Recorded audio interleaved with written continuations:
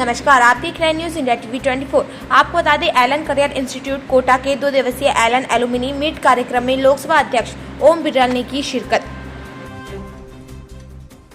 पढ़ाई की थी और किस तरह से आपको अचीवमेंट?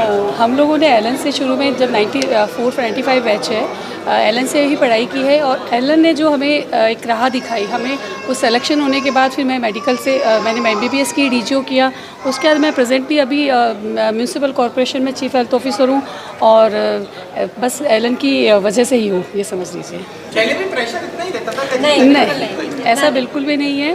पहले हम लोगों ने बहुत इजीली पढ़ाई की। ठीक है, पढ़ना तो डेफिनेटली कोई टारगेट तो होना चाहिए, तो टारगेट था, बट कभी ऐसा नहीं हुआ कि यार नहीं होगा तो क्या होगा, या पेरेंट्स ने कोई लोड दिया हो या टीचर्स ने, सब ने सपोर्ट किया और हम लोग भी बहुत ईजी गोइंग में पढ़ के निकल गए। ठीक है, नाम बता सकते? डॉक्टर रश्मि कांकरिया। कहाँ से? जयपुर से। मैंने बता दूं, 1995 बैच, डॉक्टर उषा ब्रिजवानी। उस टाइम पे 15th रैंक थी PMT में। प्रेशर की बात कहीं बोलें तो प्रेशर तो था ही नहीं, बिल्कुल भी, कभी लगा ही नहीं। मतलब साथ में 500 550 जने होते थे हम एलन में, पर कभी भी नहीं लगा। और एलन की जो टेस्ट सीरीज़ और जो टेस्ट लेने का तरीका था वो इतना इजी गोइंग था कि आखिरी तक आते आते हम जो एग्ज़ाम देने गए थे PMT का, तो लगा ही नहीं कि एग्ज़ाम PMT का देने जा रहे हैं, क्योंकि इतना फुल प्रूफ परफेक्ट तैयार किया था कि कहीं कोई टेंशन और स्ट्रेस तो था ही नहीं। और अभी पता नहीं इतना स्ट्रेस क्यों हो गया है। हमारे टाइम में हमारे टीचर्स हैं, इन्होंने इतना अच्छा तैयार किया था कि, और ये भी था कि होगा ही, और अंडर 100 होगा, मतलब इतना कॉन्फिडेंस था। मतलब ठप्पे से बोलते थे सर 100 के अंदर ही आएंगे, आप देख लेना। 100 नहीं, पहले तो 50 करना।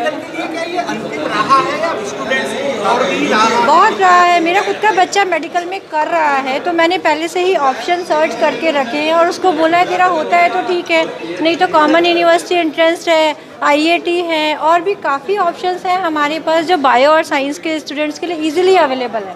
पर वही है कि उनको लगता है नीट नहीं, नीट से अच्छे तो हमारे से आगे बहुत है। मेरे साथ वाले जिनका नहीं हुआ है वो मेरे से बहुत आगे।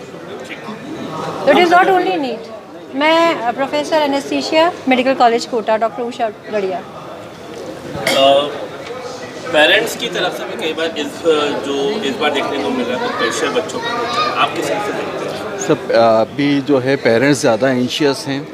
पुराने पेरेंट्स जो थे, मतलब हम लोगों के जो पेरेंट्स थे जनरेशन में, वहाँ पे ऐसा कोई प्रेशर नहीं होता था, ना कोई पीयर प्रेशर होता था कि आप पढ़ाई करें। वो कहते थे कि आप अपना मेहनत करें, आप अपना कर्म करें, रिज़ल्ट जो भी होगा वो ऊपर वाले के हाथ है, आप मेहनत करें अपनी। ये पहले जो पेरेंट्स का ये था। अब पेरेंट्स का ये है कि वी वांट रिज़ल्ट, तो थोड़ा सा पेरेंट्स को भी मॉडिफाई होना चाहिए और समय के हिसाब से चलना चाहिए कि बच्चों के ऊपर हम ज़्यादा या उनकी क्षमता से ज़्यादा उन पर प्रेशर ना डालें। एजुकेशन सिस्टम भी चेंज हुआ है कहीं ना कहीं, जो एजुकेशन का एक लेवल था और आज की तारीख का जो लेवल हुआ सर, थोड़ा कंपटीशन बढ़ने की वजह से एजुकेशन सिस्टम के अंदर भी मॉडिफिकेशंस हो रहे हैं, नई एजुकेशन पॉलिसीज़ भी आ रही हैं। तो हम लोग जब थे 9th-10th हम एक साथ दिया करते थे, आज बच्चा 9th अलग देता है, 10th में भी PT1 PT2 करके अलग अलग करके देता है। तो एज ए होल सिलेबस को करना और थोड़ा सेक्शन में करना, उसमें थोड़ा सा अंतर होता है। तो बच्चे का जो माइंड सेट है वो हम उस हिसाब से डेवलप करें कि उसको थोड़ा सा फाइट करना है, लेकिन उसके ऊपर प्रेशर ना पड़े। ठीक है, नाम? Doctor Mohammad Shariq, RUHS Jaipur. जिन्होंने यहाँ शिक्षण, प्रशिक्षण, संस्कार प्राप्त किए और देश के बाहर भी जो मानवीय सेवा, पुण्य सेवा का काम कर रहे हैं। चिकित्सा सेवा, मानवीय सेवा, पुण्य सेवा है।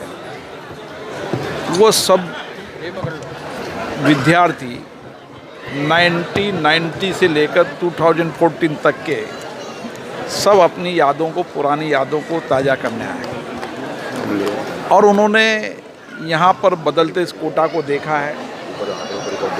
यहाँ पर उन्होंने जो शिक्षण, प्रशिक्षण, आध्यात्मिक संस्कार, संस्कृति जो कुछ भी प्राप्त किया, और उन्होंने इस कोटा के अंदर जो एक अच्छे वातावरण के अंदर, आज कोटा मैं कह सकता हूँ कि देश में वो शहर है जहाँ पर शिक्षा, प्रशिक्षण का एक अच्छा वातावरण है, जहाँ पढ़ने वाला देश का अलग अलग राज्य का विद्यार्थी यहाँ पर बेहतर शिक्षा प्राप्त करता है, अच्छे संस्कार प्राप्त करता है। यहाँ कोटा के सभी लोग उनको परिवार की तरह रखते हैं। यहाँ के छात्रावास देश के सबसे बढ़िया छात्रावास हैं।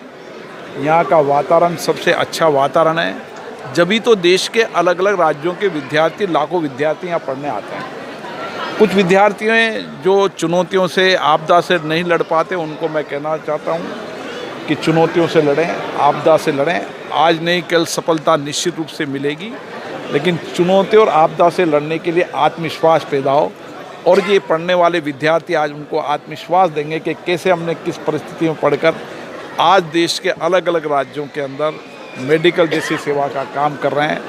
कोई एडमिनिस्ट्रेटिव सर्विस के अंदर हैं, कोई सीईओ हैं कंपनियों के अंदर, केवल डॉक्टर ही नहीं हैं, अलग अलग कोई आईएएस ऑफिसर हैं। इन सब को लेकर उन नए विद्यार्थियों में प्रेरणा मिलेगी और देश भर का विद्यार्थियों को लगेगा कि हम कभी भी संघर्ष से लड़ते रहें, हमेशा आत्मविश्वास रखें।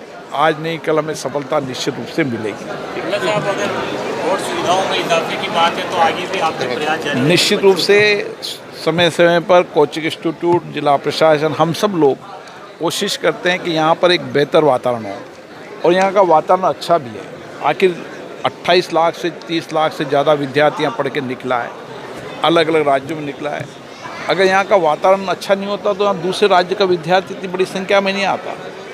यहाँ का वातावरण अच्छा है, यहाँ का माहौल अच्छा है, यहाँ के छात्रावास की सुविधा बेहतर है, यहाँ का खाना बेहतर है, यहाँ पर तमाम लोग अभिभावक की तरह लोगों के साथ खड़े रहते हैं। और इसीलिए जो कुछ भी चुनौतियों से नहीं लड़ पाते उनमें आत्मविश्वास पैदा हो, अच्छे संस्कार हो, अच्छे आध्यात्मिक हो, ताकि वो चुनौतियों से लड़ने का साहस पैदा करें।